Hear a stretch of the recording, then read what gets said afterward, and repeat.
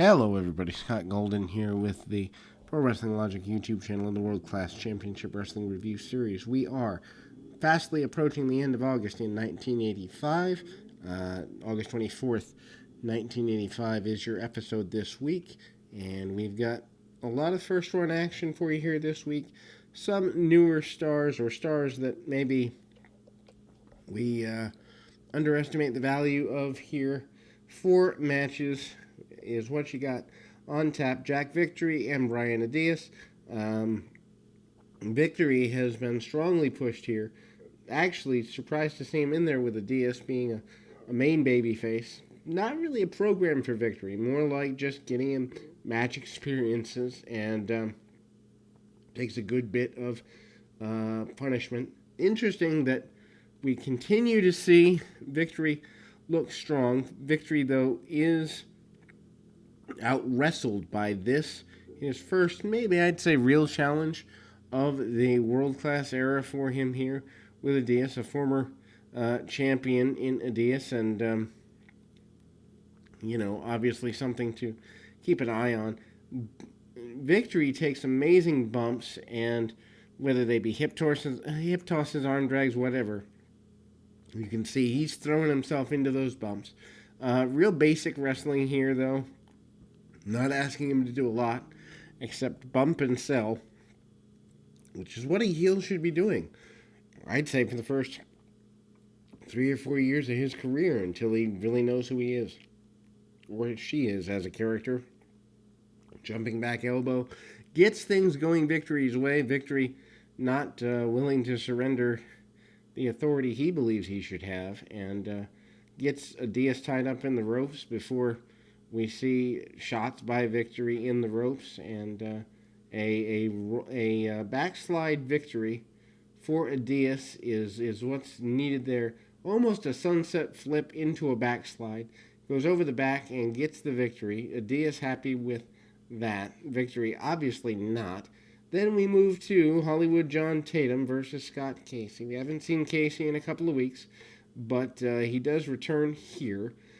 Tatum still back with the purple boa, and Sunshine still at the bequest and at the beck and call, I suppose, of Scott Casey, the much more, I would say, aggressive Casey in terms of power.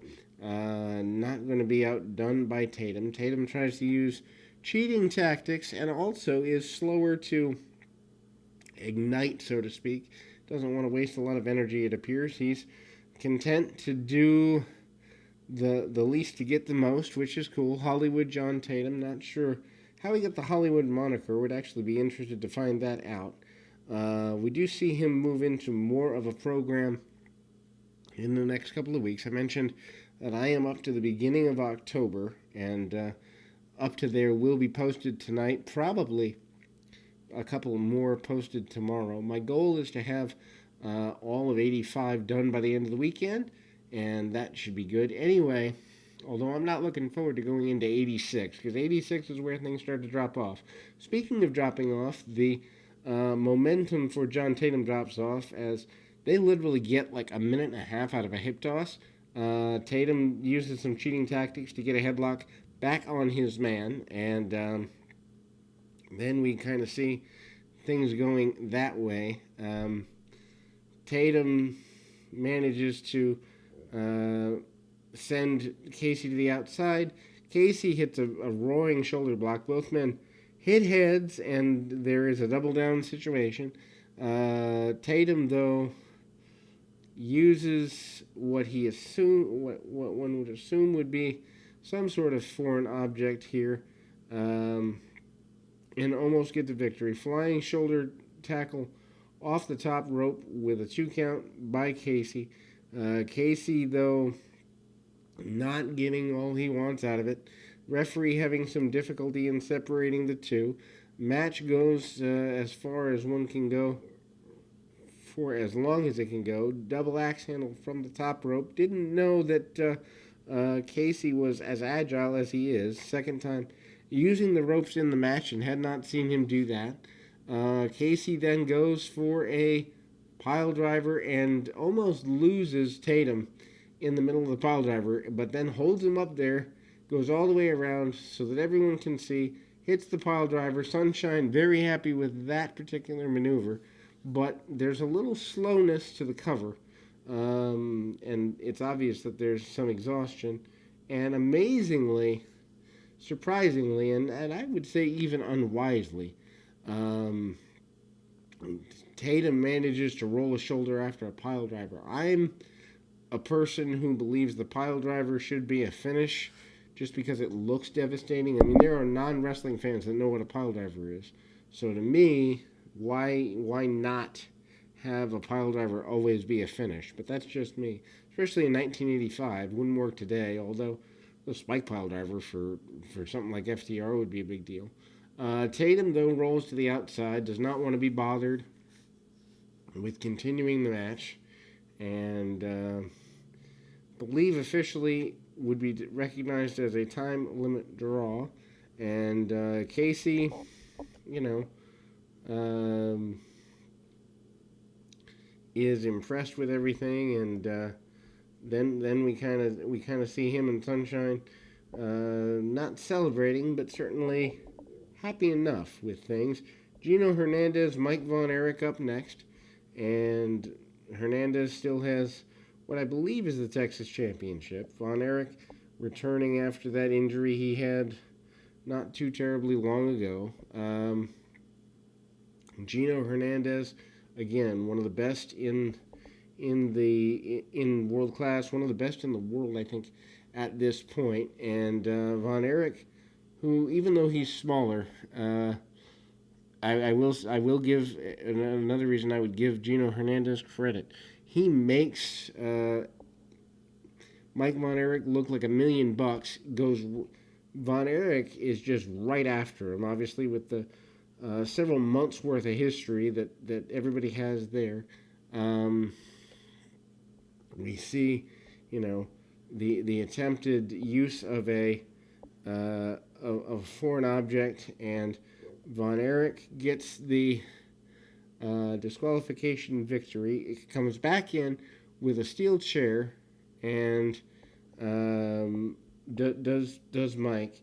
And then we go to the main event. Chris Adams and Kevin Von Erich. A feud that's going on well over a year here. And I think that's a lost art in longer feuds. Chris has his championship back, and Kevin certainly would want that. Interesting that they don't put the belts on the Von Erichs nearly as much. Texas more a heel chase-based territory would be the best way to call it.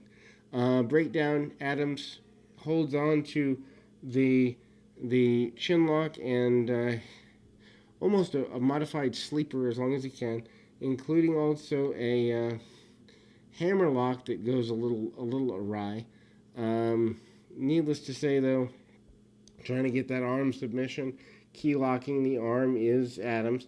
Adams using more mat technique than normal, so a little bit of a different style of match between the two. Not that the match itself is different, but stylistically a little different. Head scissors by Von Erich. Of course, not too long ago, Kevin was laid out with a spike pile driver on the floor, so his hatred for Hernandez and Adams has to be at an all-time high. They go out brawling to the floor again. The table almost in the same spot every week, and one could use it to get into the ring. The steel chair that originally, if we remember, Chris Adams uses a steel chair to lay out Kevin Von Erich originally at a stadium show. The chair backfires into the face of Adams, and I think he's busted open here. I know there is a chair shot that leads to blood. I don't know if it was this match or not. Needless to say, Kevin brings him back in from an outside-in suplex. This is looks like Kevin's opportunity. Goes for the claw. Cannot get the claw quite on. They struggle over the claw for several seconds, and Kevin finally does get it on, and it's amazing to me. The claw, not a high impact move in terms of intensity, but he's digging it in, and the crowd is going nuts. Meanwhile, Hernandez on the outside comes in, and Kevin goes at him. Meanwhile, Chris comes over, and we see Hernandez using some sort of weapon and tries to. He actually uses a belt, and the dynamic duo gets themselves disqualified. But whipping Kevin Von Erich with the belt is the way they choose to end this week's episode. We will close the month of August next week here in 1985, but we'll be back with more action right after this.